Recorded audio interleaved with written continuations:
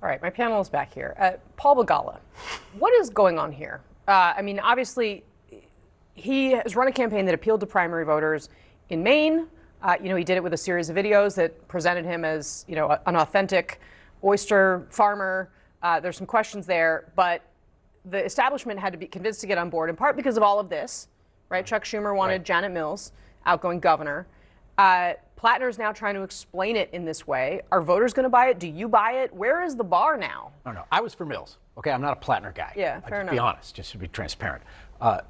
That said, I thought he did a pretty good job in his interview this week when he was talking about it, because just as a politician, the campaign focused back on the one allegation of physical intimidation is coming from an activist Republican. Doesn't mean she's not telling the truth. I have no idea. But that's at least a political edge that he can get in there. Here's the real problem, is that anything else, he promised the senators there's nothing else, and before he practically arrived back in Maine, there was something else. Right. There's this legend in Texas, guy, Red Adair. He was the greatest oil well firefighter in the world. John Wayne made a movie about him called The Hellfighters. And there's a line in there, he says, after we put that out, there are a few seconds where even if you run your fingers through your hair, which Elliot and I can't do, but Patrick can, and you all can, it will cause another fire, right? He's in that stage. If he runs a comb through his hair and there's the slightest spark, it's going to blow up on him. And I have to say, that's because he hasn't been vetted. It's why a lot of us wanted Janet Mills, a popular, successful two-term governor. And I know that bores the young left, but let me tell you, I'd rather be bored right now and win. You would rather be bored and win Yeah. than entertained, than have your young left entertained Right. and have it lose a general election. Congressman, what do you think? The New York Times story spent as much time on the woman making the allegations as they did about the allegation. Mm-hmm. That should be a spark enough. You're telling me that the guy with the Nazi tattoo turns out to be maybe a bad guy? I mean, that should be the spark enough for your party to say, this is too much. Now, what's interesting to me is the justification from the progressive left, Bernie Sanders, Elizabeth Warren. They'll justify anything. They don't care about diversity in the party. That's the last thing they care about. They care deeply about ideology and their socialist politics over everything else. They'd rather burn it down. And they have a lot in common with the people that are on the opposite, on the Republican side, that have the equal set of stance, that they'd burn it all down just to have a narrow group, a rump group, rather than be in power. So this tells me a lot about both parties suffering from the same thing.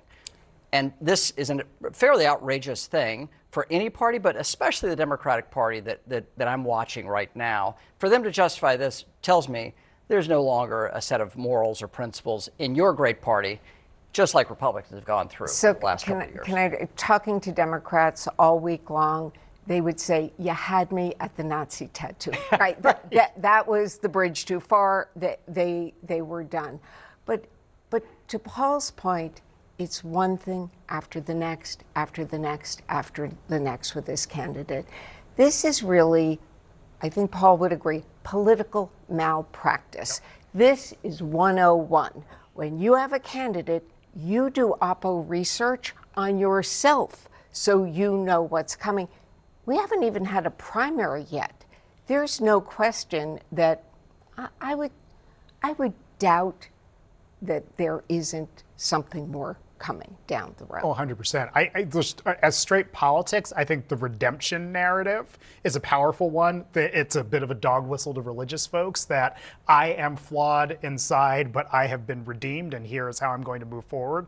One instance, just like Paul said, one instance comes up in the future and he's blown all of that goodwill. And again, I am curious to hear what Democratic women have to say about this.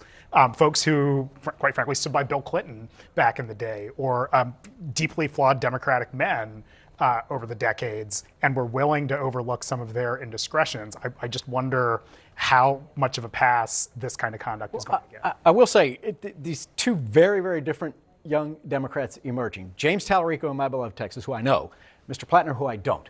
Oh, they say, Tallarico is no good because he's too forgiving and charitable and loving. He actually believes all that love thy neighbor stuff because he's a seminarian.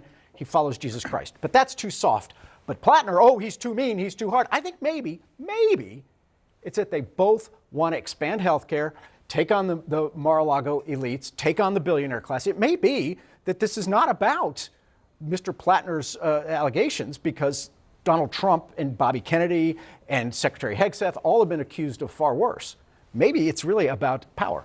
So you had a senator resign and get effectively kicked out of the party for lesser allegations than Plattner has, but now it's okay. Wait, who? And you Al Franken. Al Franken. Oh, Al Franken. Yeah, So- he shouldn't have quit. Okay, Eric but- Swalwell should have. Let me just say, Eric Swalwell was accused of something I think crimes. worse. Yes. And, Oh, and I he- mean, yes. Yes. Al Franken was not accused of anything remotely close to what. Right. Right, What I'm but saying is Swalwell, the my party kicked him justification out. now- But my party kicked Eric justification Swalwell now out a few weeks ago Does the New when he York was the Times leading spend more candidate for time- governor. The New York Times spent more time discussing the person that was making the allegations. This has come a very long way from where we were just a few years ago with the Me Too movement. Substantially different. Now everything's political and being justified because you like your candidate. I will tell you something. I've said about our candidate in Texas, a Republican candidate in Texas. He's a bad dude. Yeah. Now, you know what's going to happen? He's probably going to be a senator. I'll still think he's a bad dude, right? Even though he's the Republican nominee. We got to have some consistency I think it's- and sorry. sort of balanced here. Yeah, hold on one second. I do want to play Congressman Jake Auchincloss, okay, who's a Democrat from New England, from the region where Plattner is from, was on the arena. And this is what he said about not the new stuff, the relatively new stuff, the sexting, and then this New York Times story that talks about this instance of physical intimidation on Plattner's part. This is about a Nazi tattoo that Graham Plattner says he didn't know was a Nazi tattoo. CNN's K-File did find him saying on the internet in 2019 that he did know it was a Nazi tattoo. So let's watch what Auchincloss had to say, again, about the tattoo, which we knew about before all this other stuff. I find that tattoo and his commentary about it to be personally disqualifying. I hope Maine voters agree with me. I think there would be a mistake for the Democratic Party to think that Graham Plattner's brand of the Democratic Party is what wins us durable majorities throughout this country. I mean, Paul Begala, I think this is the piece of it that I really struggle to get my head around. I mean, I listen to Democrats say of the sexting allegations and whatever, well, he's apologized for it. Well, look, Donald Trump over here did way worse, blah, blah, blah.